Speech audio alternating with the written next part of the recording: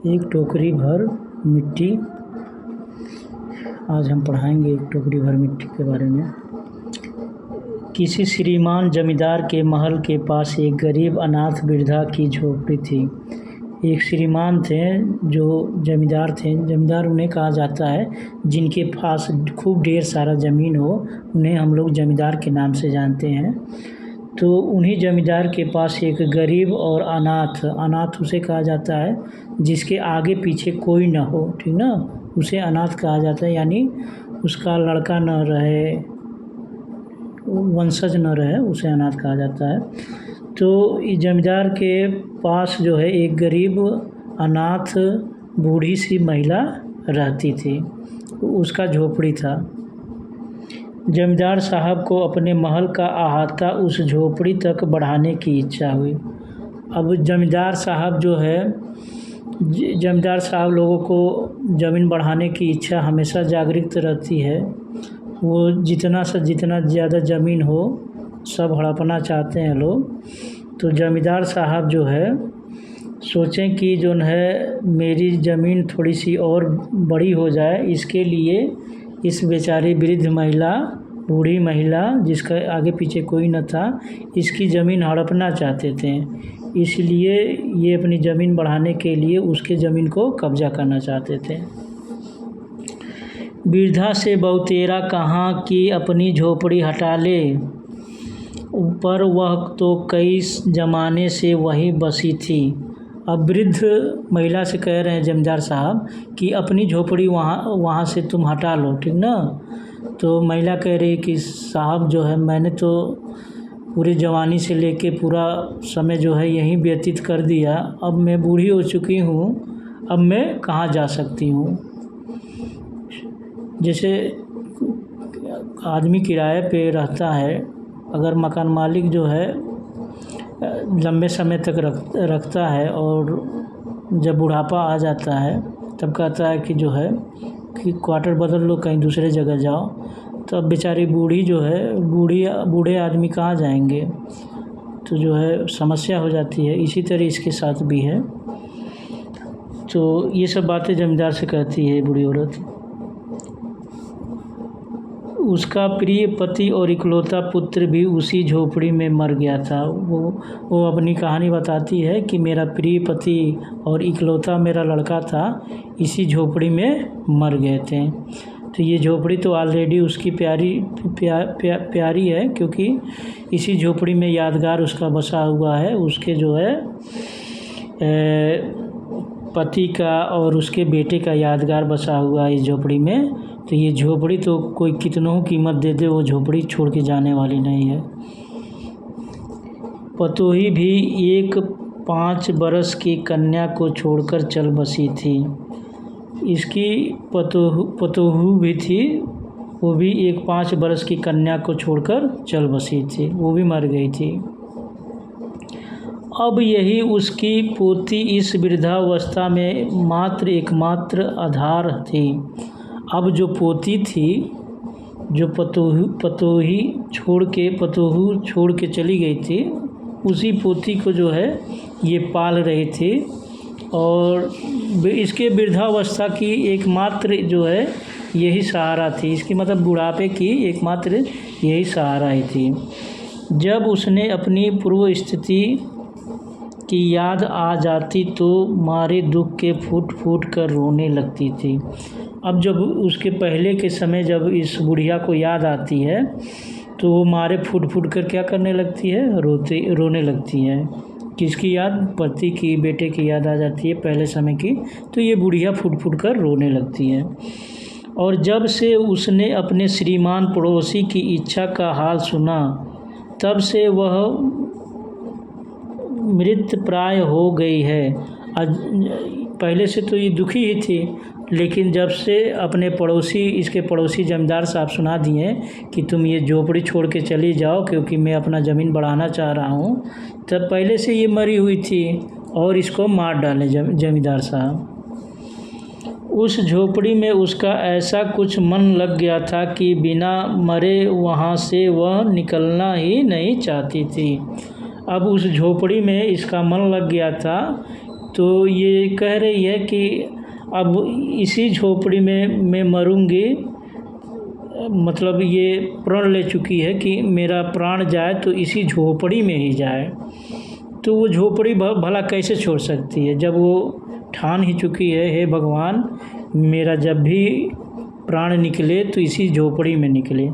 तो कोई कह दे उस झोपड़ी को छोड़ने को, तो वो झोपड़ी कैसे छोड़ सकती है। श्रीमान के सब प्रयत्न निष्फल हुए। जमींदार साहब लाख प्रयत्न कर लिए लेकिन सारी की सारी प्रयत्न निष्फल हो गए, बेकार हो गए। तब वे अपनी जमींदारी चाल चलने लगे। तब वे अपना जमींदारी बुद्धि लगाने लगे। बाल की खाल निकालने वाले वकीलों की थैली गरम कर। अब बाल की खाल निकालने वालों की वकीलों की थैली गरम कर, यानी अब जमींदार साहब जो है वकील लोगों का सहारा ले रहे हैं। वकील लोग पैसे के भूखे रहते हैं, वे जो है जिधर पैसा रहता है उधर से ज़्यादा वकालत करते हैं। तो बेचारी ये थोड़ा परेशान हो जाती है। उन्होंने अदालत से उस झोपड़ी पर अपना कब्जा कर लिया और वृद्धा को वहाँ से निकाल दिया। अब अदालत वकील साहब जो है झूठा केस लड़के जीत गए और अदालत से उस झोपड़ी पर कब्जा करने का आर्डर मिल गया। अब बेचारी जो है वृद्धा क्या कर सकती है, अब तो कोर्ट का फैसला था कि उस झोपड़ी को छोड़कर जाना है, ठीक है। तो कोर्ट का आर्डर तो सबको मानना रहता है। तो अब बेचारी ये बूढ़ी महिला क्या करे। बेचारी अनाथ तो थी ही, मतलब इसका आगे पीछे कोई था नहीं। पास पड़ोस में कहीं जाकर रहने लगी। अब ये वहाँ उस जगह को छोड़कर अब पास पड़ोस में जाकर ये कहीं रहने लग रही है। एक दिन श्रीमान उस झोपड़ी के आसपास टहल रहे थे और लोगों को काम बतला रहे थे कि इतने में वह वृद्धा हाथ में एक टोकरी लेकर वहाँ पहुँची, ठीक ना। अब एक दिन जो है श्रीमान जमींदार साहब जो है लोगों को काम टहल के लोगों को काम समझा रहे थे, तभी वो बुढ़िया वहाँ पे पहुँच गई, ठीक है। श्रीमान ने उसको देखते ही अपने नौकरों से कहा कि उसे यहाँ से हटा दो, ठीक ना। श्रीमान जब उसको देखे, जमींदार साहब जो बुढ़िया को देखें, तब अपने नौकरों से कह रहे हैं कि इस बुढ़िया को यहाँ से हटा दो। पर वह गिड़गिड़ाकर बोली, महाराज अब तो झोपड़ी तुम्हारी ही हो गई है। अब वो बुढ़िया जो है जमींदार साहब से कह रही है कि महाराज अब तो ये झोपड़ी किसकी हो गई है, आप ही की हो गई है, मैं उसे लेने नहीं आई हूँ, ठीक ना। बुढ़िया कह रही है जमींदार साहब से कि मैं उसे लेने नहीं आई हूँ, महाराज क्षमा करें तो एक विनती है। जमींदार साहब के सिर हिलाने पर उसने कहा, जब से यह झोपड़ी छूटी है तब से मेरी पोती ने खाना पीना छोड़ दिया है। अब बेचारी बुढ़िया जो है अभी भी सोच रही है कि जमींदार साहब कुछ हमदर्दी करेंगे, तो जाके जमींदार साहब को अपनी हाल चाल सुना रही है कि अब तो वो झोपड़ी आप ही की हो गई। लेकिन सर जो है बात यह है कि जब से वो झोपड़ी जो है आपकी हो गई है, मैं वहाँ से झोपड़ी से निकल चुकी हूँ। मेरी पोती जो है खाना पीना खाना क्या कर दी है, छोड़ दी है। मैंने बहुत कुछ समझाया पर वह एक नहीं मानती। मैंने बहुत कुछ उसको समझाया पर वो मेरी बात सुनती ही नहीं, मानती ही नहीं। यही कहा करती है कि अपने घर चल वहीं रोटी खाऊंगी। अब वो कहती है कि अपने घर चल वहीं रोटी खाऊंगी। इस बुढ़िया से वो पोती कहती है कि अपने घर चल वहीं रोटी खाऊंगी, ठीक ना। जमींदार साहब से ये बात बुढ़िया बताती है। अब मैंने यह सोचा है कि इस झोपड़ी में से एक टोकरी भर मिट्टी लेकर उसी का चूल्हा बनाकर रोटी पकाऊंगी। अब जो है ये बुढ़िया कह रही है कि जमींदार साहब से कि मैंने सोचा है कि जो मेरी झोपड़ी है और जो मिट्टी है तो उसी अपने जो मेरा झोपड़ी वाला मकान था उसी में से मैं मिट्टी कुछ ले जाऊंगी और उस मिट्टी से चूल्हा बनाऊंगी। इससे भरोसा है कि वह रोटी खाने लगेगी।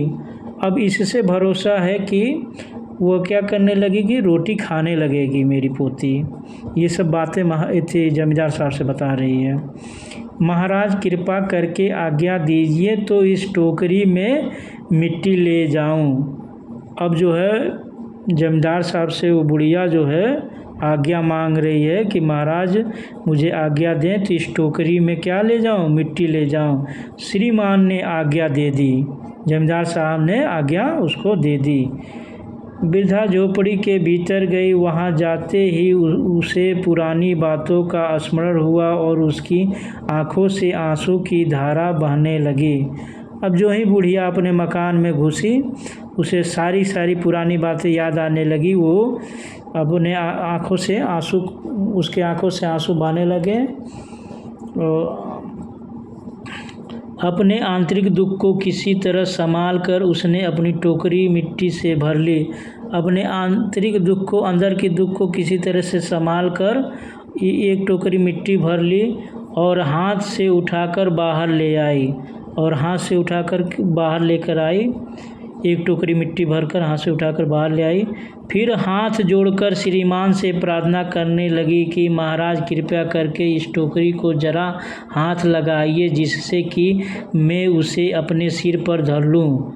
अब जमींदार साहब से कह रही है कि महाराज जो है इस टोकरी पर थोड़ा हाथ लगा दीजिए और जिससे मैं जो है अपने सिर पर इस टोकरी को रख लूँ। जमींदार साहब पहले तो बहुत नाराज़ हुए। जमींदार साहब नाराज़ हुए कि हमसे कह रही है कि जोन है टोकरी जोन है इसके उठाकर सिर पे रखूं। कहाँ ये, हम अमीर आदमी गरीब आदमी, हम आर्डर देते हैं सभी को काम पे कि तुम ये काम करो वो काम करो, हम सबसे मिट्टी उठवाते हैं। हमीश कह रही है कि एक टोकरी मिट्टी उठाकर हमारे सिर पर रख दीजिए। पहले तो बहुत नाराज़ हुए जमींदार साहब, पर जब वह बार बार हाथ जोड़ने लगी और पैरों पर गिरने लगी तो उनके भी मन में कुछ दया आ गई। पर जब बार बार हाथ जोड़ने लगी, बुढ़िया जो है जमींदार साहब की बार बार हाथ जोड़ने लगी और पैरों पर गिरने लगी तो जमींदार साहब के मन में भी थोड़ा कुछ दया आ गया। किसी नौकर से न कहकर आप ही स्वयं टोकरी उठाने को आगे बढ़ें। अब जमींदार साहब किसी नौकर से नहीं कह रहे हैं, अब अपने ही जो है टोकरी को उठाने के लिए आगे बढ़ रहे हैं। जो ही टोकरी को हाथ लगाकर ऊपर उठाने लगे तो ही देखा कि यह काम उनकी शक्ति के बाहर है। अब जो है उस टोकरी को हाथ लगाकर उसके सिर पे रखने वाले थे तो देखें कि जो है यह काम जो है उसके जमींदार साहब के शक्ति के बाहर है। फिर तो उन्होंने अपनी सब ताकत लगाकर टोकरी को उठाना चाहा। अब जमींदार साहब पूरी ताकत लगाकर उस टोकरी को उठा रहे हैं। जिस स्थान पर टोकरी रखी थी वहाँ से वह एक हाथ भी ऊंची न हुई। अब जिस स्थान पर वो टोकरी रखी थी वहाँ से एक भी हाथ ऊंची नहीं हुई, यानी जमींदार साहब थोड़ा सा भी उस टोकरी को उठा नहीं पाए। मार सबका जो है खून पसीना का हड़पे हुए थे, लेकिन तभी इनके अंदर इतना जागर नहीं है कि एक टोकरी को थोड़ा सा भी टस से मस कर पाए। वह लज्जित होकर कहने लगे कि नहीं, यह टोकरी हमसे न उठाई जाएगी। अब जो है जमींदार साहब लज्जित होके कहने लगे कि अरे मैं इस टोकरी को नहीं उठा पाऊँगा। यह सुनकर वृद्धा ने कहा, महाराज नाराज न हो, आपसे तो एक टोकरी भर मिट्टी उठाई नहीं जाती और इस झोपड़ी में तो हजारों टोकरियां मिट्टी पड़ी हैं, उसका भार आप जन्म भर कैसे उठा सकेंगे। अब वृद्धा जो है उनको सिखाती है कि आप एक टोकरी का मिट्टी नहीं उठा पाएँ तो इस झोपड़ी में तो हजारों मिट्टियाँ हैं पड़ी हुई हैं, तो आप भला यहाँ पे इस झोपड़ी में कैसे रह पाएंगे। आप ही इस बात पर विचार कीजिए। अब आप ही विचार कीजिए कि आपको झोपड़ी में रहना है कि महल में रहना है। जमींदार साहब धन मद से गर्वित हो अपना कर्तव्य भूल गए थे, पर वृद्धा के उपयुक्त वचन सुनते ही उनकी आंखें खुल गईं। कृतकर्म का पश्चाताप कर उन्होंने वृद्धा से क्षमा मांगी और उनकी झोपड़ी वापस दे दी। अब जो है इस बुढ़िया के सीख से जमींदार साहब की आंखें खुल गईं और जमींदार साहब जो है उस बुढ़िया की झोपड़ी वापस दे देते हैं। इसको लिखे हैं माधव राव स्प्रे। थैंक्स।